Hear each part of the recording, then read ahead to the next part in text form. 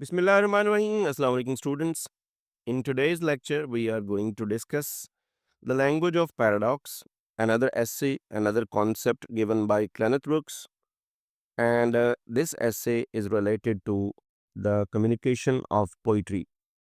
ये एक series of lectures है जिसमें हम इससे पहले Kenneth Brooks को एज अ न्यू क्रिटिक और इसके अलावा हेरेसी ऑफ पैराफ्रेज डिस्कस कर चुके हैं.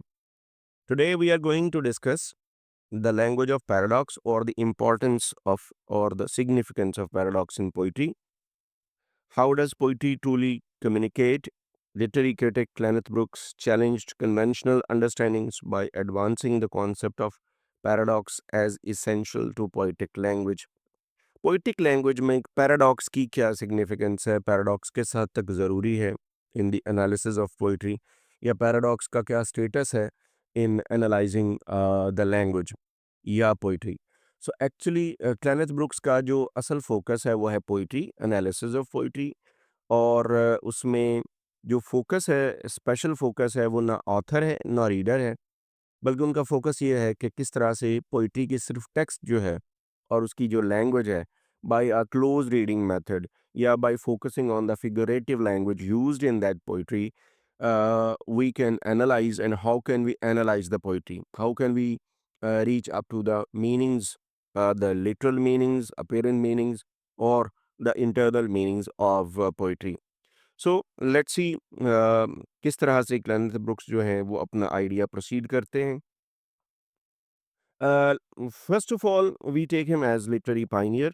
He emerged as a center figure in the New Criticism movement in the mid 20th century, the one who was one of those who really focused only on the text. And so he becomes a co founder of this movement, New Criticism.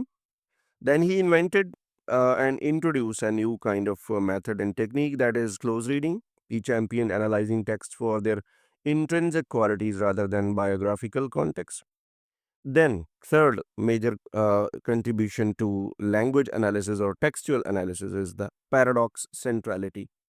Brooks positioned paradox as the fundamental element of poetic language and meaning. Paradox को यानी contraries को दूसरे लफ्जों में एक ही phrase के अंदर, एक ही line के अंदर दो अलग अलग मीनिंग्स को इंट्रोड्यूस करवाना और इसको एक पोएटिक लैंग्वेज में और इसके मीनिंग्स एक्सट्रैक्शन में बहुत ज़्यादा पिवटल हैसियत हासिल है.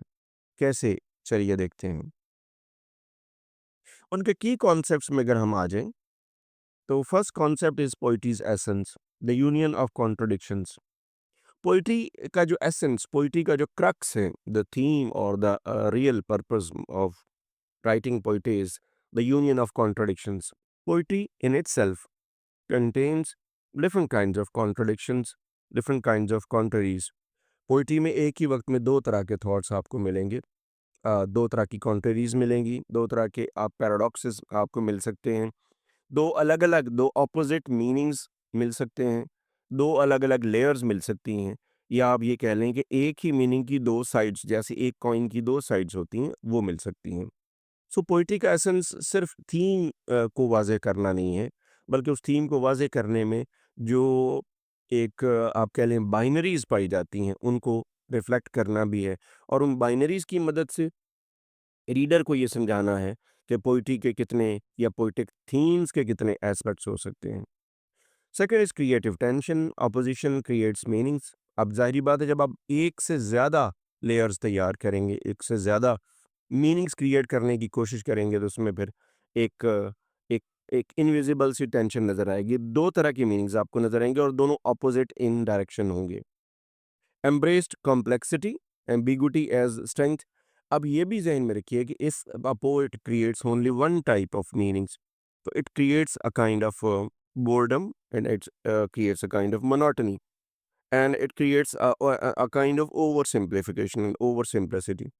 अब अगर हम उसमें एक से ज़्यादा मीनिंग्स या पैराडॉक्स यूज़ करके दो डिफरेंट मीनिंग्स, दो अलग अलग बाइनरीज हम तैयार करते हैं इन पोइट्री, और अ poet creates two types of meanings in the form of binaries, तो इससे एक एक एम्बिग्विटी पैदा होती है, प्लूरैलिटी ऑफ मीनिंग्स पैदा होती है. And that plurality of meanings is the real strength of poetry. That plurality of meanings और that ambiguity creates a kind of strength in poetry. यही पोइट्री की रिचनेस है जिसको वो हाईलाइट करने की कोशिश करते हैं। So these are three major key concepts regarding the language of paradox. Brooks argued that paradox isn't merely decorative but forms the very foundation of poetic language. अच्छा, इसका मकसद सिर्फ डेकोरेटिव नहीं है कि आपकी लैंग्वेज को वो ऑर्नामेंटल काइंड ऑफ लैंग्वेज या फ्लावरी लैंग्वेज लैंग्वेज को बहुत ज़्यादा खूबसूरत बनाना नहीं है। इससे इससे बढ़ के, इससे हट के, इससे दो कदम आगे आप जाएं तो ये पोइटिक लैंग्वेज को बनाने में, इसके वेरी स्ट्रक्चर जो उसका बेसिक स्ट्रक्चर है उसको बनाने में भी इसका एक रोल है। The poets task involves balancing opposing forces with in language. और पोइट का काम क्या है कि उन दो तरह की कॉन्ट्ररीज को बैलेंसिंग फॉर्म में किसी भी एक पोएम के अंदर पेश करना। अब इनका ब्रुक्स का व्यू पोइट्री की कम्युनिकेशन पे कैसे है, यानी ओरिजिनल हमारा क्वेश्चन ये है कि what does poetry communicate, poetry communicate कैसे करती है, क्या करती है, पोइट्री क्या कम्युनिकेट करती है और कैसे करती है। कैसे का जवाब हमने पहली दो स्लाइड्स में देखा कि जो करती है poetry communicate, that poetry communicates through the language of paradox. अब क्या सबसे पहली चीज़ व्यूज़ ऑन पोइट्री कम्युनिकेशन पे सबसे पहला आइडिया उनका ये है कि it is beyond prose. Poetry is beyond prose poetry, and there is an essential difference between poetry and prose. Poetry operates through unique linguistic mechanism unlike everyday language. ये मुख्तलिफ है प्रोज से, और इसका जो मैकेनिज़्म है, इसका लिंग्विस्टिक ऑर्डर, इसकी वोकैब्युलरी, इसका रिदम, इसकी rhyme, it is entirely different from pros. Pros एक और जॉनरा है, पोएट्री एक और जॉनरा है। पोएट्री अलग जो लिंग्विस्टिक पैराडाइम्स या आप मैकेनिज़्म्स पे ऑपरेट करती है। अपना मैसेज पोएट्री अपने राइम, रिदम और अपनी फिगरेटिव लैंग्वेज की मदद से लोगों तक या रीडर्स तक कम्युनिकेट करती है। Then it is anti reductionism. Brooks rejected simplistic message hunting that reduces poems to statements. इनका ये भी ख्याल है कि पोइम्स को सिंपल पोइम्स या सिंपल थीम्स मत समझा जाए। You need to understand poetry as not merely the pieces of simplistic pieces of writing or language, बल्कि इसमें एक से ये mere statements नहीं हैं, ये एक पूरा एक मीनिंग्स का एक पूरा वर्ड लिए हुए होते हैं। सो उनके ख्याल में जो पोइट्री है इसके अंदर एक से ज़्यादा मीनिंग्स और एक से ज़्यादा मीनिंग्स की फॉर्म में रियल रिचनेस मौजूद है। Holistic experience है, poems communicate through their total structure rather than extractable content. Now, this point suggests that poetry is not merely a phenomena or a process through which you just read poetry once, twice, and thrice, and you come up with your meanings. कि आपने एक meanings जो समझ में आए वो आपने बता दिए, वो आपने लिख लिए। इसका ताल्लुक सिर्फ ये पोइट्री पढ़ने का ताल्लुक सिर्फ मीनिंग्स एक्सट्रैक्ट करने से नहीं, इसका ताल्लुक जो उसकी उसकी फॉर्म और उसका कंटेंट दोनों की यूनिफिकेशन के नतीजे में जो एक ब्यूटी पैदा होती है। Our function must be to highlight and extract that beauty as well.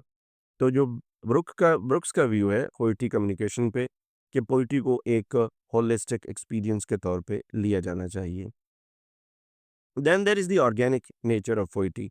यही हमने एक जो पिछले 2-3 मिनट में हमने डिस्कशन की वो इसकी ऑर्गेनिक नेचर पे ही है। सबसे पहली बात, there is an interconnection, all elements relate and contribute. Form, structure, contraries, contradictions, conflicts जो भी हैं ये बहरहाल इंटरकनेक्टेड हैं।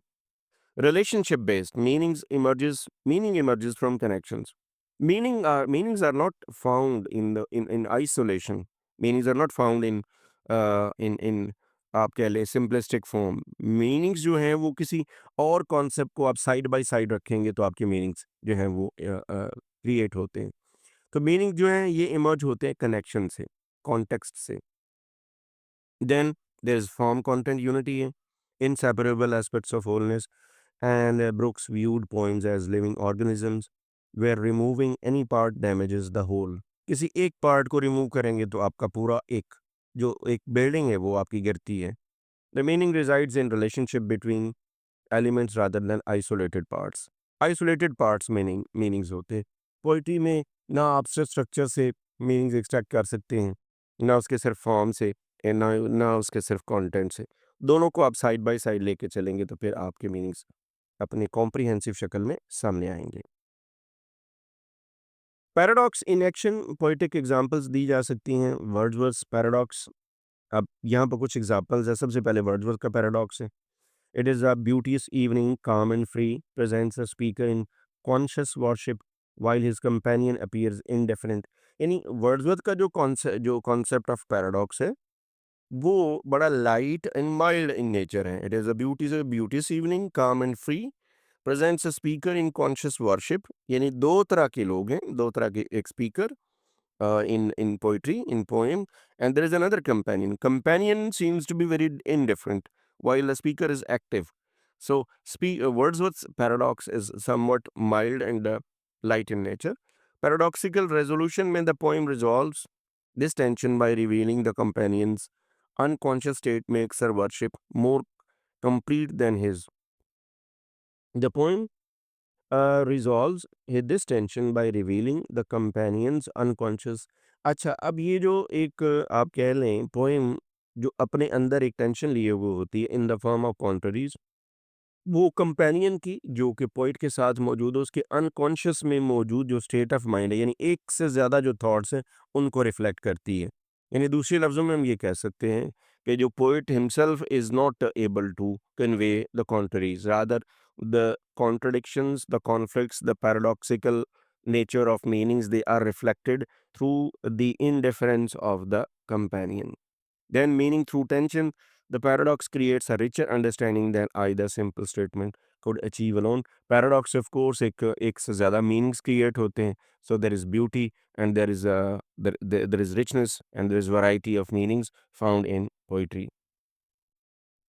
अब कुछ there are certain challenges to paraphrase uh, the hearsay. अब hearsay हम पहले डिस्कस कर चुके हैं। It is such a belief or an opinion which is against the orthodox norms. Brooks termed oversimplification of poetry the hearsay of paraphrase. अब क्लेनेथ brooks का ख्याल ये है कि जो हम पैराफ्रेज करते हैं पोइट्री को, तो ये हम उसको बहुत ओवर सिंप्लीफाई कर देते, rather we kill the spirit of poetry. तो पोइट्री जो है ये इसको पैराफ्रेज करना, उसको सिंपल प्रोज फॉर्म में बयान करना या उसको इंटरप्रेट करना या ये समझना कि it is equally easy and it is equally able to extract meanings out of poetry if we equally go far into paraphrase. So it is not possible. Paraphrase cannot be the alternate of the poetic form of poem. तो ये उनके ख़्याल में over simplification है heresy, यानी आप कह लें कि जो पैराफ्रेज़ करना है। Then there is resistance. Great poems actively resist reduction to simple statements और मीनिंग्स। यही बात हमने पहले डिस्कस की कि जब एक जो ग्रेट पोएम्स होती हैं वो मेयर स्टेटमेंट्स नहीं होती, उनके अंदर एक रिचनेस ऑफ मीनिंग्स होता है। Then lost essence paraphrasing poetry inevitably loses the very qualities that make it poetry. Poetry की पैराफ्रेज करना उसकी पोइटिक फॉर्म को डैमेज करने के, हार्म करने के मुतरादिफ समझा जाता है। आप पोइट्री को किल करना है अगर आप उसकी तशरीह करना शुरू कर देते हैं या उसको नसर या उसको प्रोज की शक्ल में बयान करना। सो पैराफ्रेज के खिलाफ काफ़ी सारे चैलेंजेस मौजूद हैं जो वो अपनी राइटिंग में बयान करते हैं। And finally, according to Kenneth Brooks, there's that totality that matters. Finally, when we are going to conclude this lecture, poetry communicates through its complete structure and interrelationships rather than extractable content. And this understanding emerges from the dynamic interplay between all elements within the poem. जो emergent meanings हैं, they come out of the unification and the organic unity of form and uh, content. And as self-contained truths, as Brooks famously stated, the poem says what the poem says. It cannot be reduced further. Beautiful line. The poem says what the poem says. Whatever the poem says, it is somewhere within the structure within the language, within the structure, within the form and content of the poem. इसको अलग से paraphrase की शक्ल में या इसको अलग से किसी और तरीके से किसी और genre में कन्वर्ट करके हम नहीं अंडरस्टैंड कर सकते. So here we can conclude the philosophy of Clement Brooks कि जो पोइट्री है it should be taken as a whole. We must focus on the form and content, and if we go for the paraphrasing of the poem, actually we are killing the meanings and the richness of the poem. Here ends today's lecture. अगर इस lecture से related कोई अगर आपके mind में कोई ambiguity हो, कोई क्वेश्चन करना चाहें, कोई कमेंट करना चाहें, तो you are free to ask and you are free to comment. Thanks for watching.